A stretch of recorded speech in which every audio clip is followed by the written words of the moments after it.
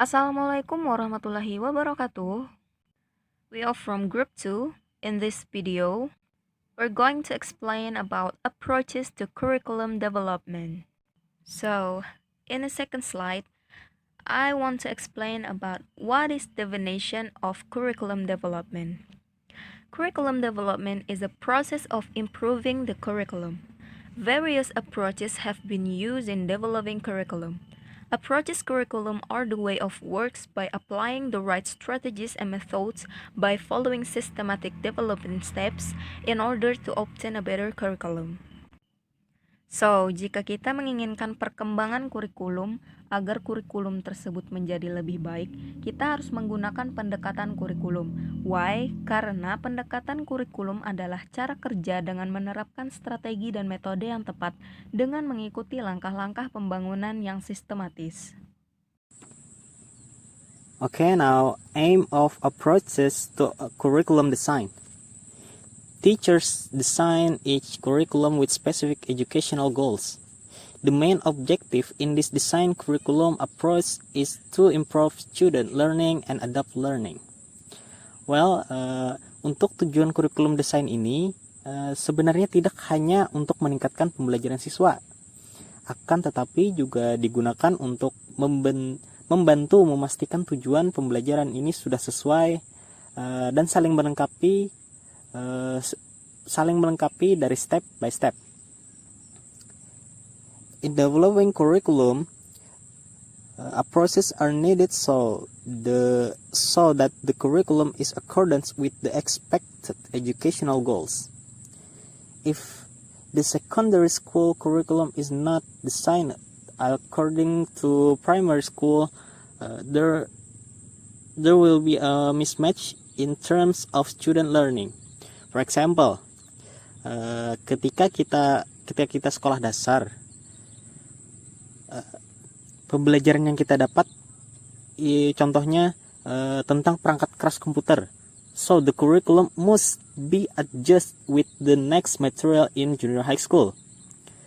Jadi harus menyelaraskan kurikulum itu, misalnya kita dari sekolah dasar, kita yang diajarkan, yang kita dapat itu adalah tentang perangkat keras. Nah, untuk kurikulum misalnya untuk di SMP harus menyesuaikan dengan kurikulum dari sekolah dasar. Contoh. Akan tetapi jika material yang diterima muridnya adalah membuat vektor di Corel Draw, maka mereka akan bingung. Yang mereka pelajari di sekolah dasar sebenarnya hanya tentang perangkat keras, tidak lebih dari itu.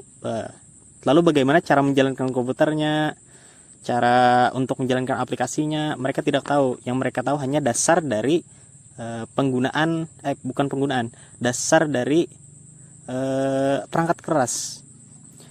Nah, dalam hal ini peran pendekatan kurikulum inilah yang berperan sangat penting sebagai penyelaras,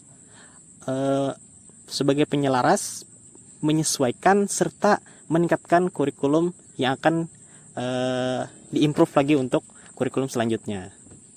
There are three types of approaches to curriculum design. The first is subject-centered curriculum design approaches, and the second one is learner-centered curriculum design approaches, and the last is problem-centered curriculum design approaches. Subject-centered curriculum design approaches. Subject-centered curriculum design revolves around a particular subject matter or discipline. For example, a subject-centered curriculum may focus on math or biology. This type of curriculum design tends to focus on subject rather than the individual. Jadi, subject-centered approaches ini lebih berfokus kepada materi atau mata pelajaran yang lebih banyak dijelaskan oleh guru. In these approaches, the teacher as the forwarder of learning materials plays a very important role. Teachers must be the master of all materials or subject matter in the curriculum. Jadi di sini guru lebih berperan banyak dalam hal menjelaskan dan mengarahkan murid-muridnya. Guru harus menguasai mata pelajaran yang ia ajarkan. The second is learner-centered curriculum design approaches. Learner-centered design, by contrast, revolves around student needs, interests, and goals. This approach aims to empower learners to shape their education through choices. The learner-centered design approaches gives more priority to students. They are the subject and center of educational activity. Students have the potential, ability, and strength to develop. This form of curriculum design has been shown to engage and motivate students. Jadi kalau di subject center tadi lebih berfokus kepada materi atau mata pelajarannya dan guru lebih berperan banyak, sedangkan di learner center ini siswa lebih berperan aktif. Siswa diberikan kesempatan untuk bereksplorasi sehingga selain mengasah kemampuan, siswa diharapkan menjadi lebih kreatif dan responsif terhadap kegiatan pembelajaran di kelas. And the last is problem-centered curriculum design approaches. Problem-centered design teaches students how to look at a problem and formulate a solution, considered an authentic form of learning because students are exposed to real-life issues.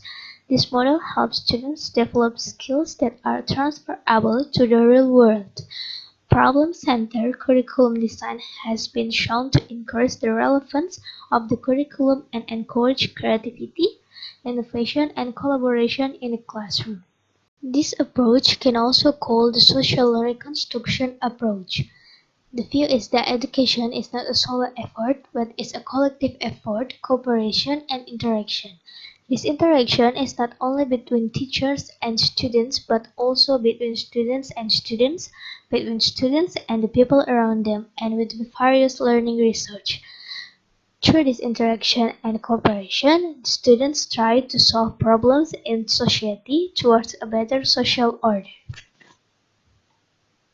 Dalam pendekatan ini, siswa dilatih untuk bisa memecahkan berbagai macam masalah dan mau bekerja sama dengan orang-orang di sekitarnya. Siswa dipersiapkan agar nantinya saat terjun langsung ke dalam masyarakat, siswa dapat menemukan solusi atas permasalahan yang ada. Finally, the conclusion is the approach is used as a fuel in the process of developing curriculum. Every educational institution or school has a different approach according to the educational goals they wanted.